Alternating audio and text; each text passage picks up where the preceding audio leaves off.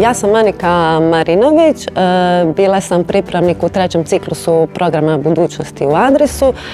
Trenutno radim u Kromarisu kao glavni tehnolog u mrjestilištu ribe. Završila sam diplomski studij marikulture u Dubrovniku, pa sam kratko vrijeme boravila u inozemstvu, ali velika želja mi je bila vratiti se kući.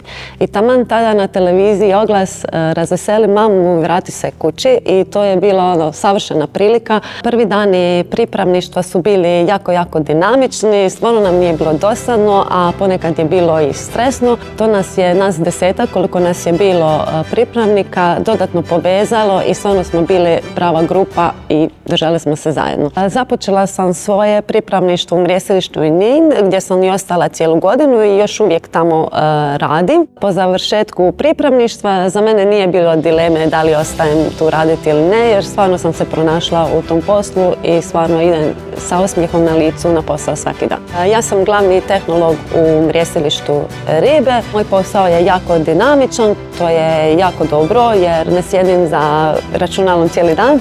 Moj je zadatak da naša mlađ u mrjestilištu što brže dođe do mora i tamo postane vrhunska kromarisova riba. Ako volite more kao ja i volite raditi sa ribom, prijavite se na program budućnosti u Adrisu jer ta prilika se ne propušta.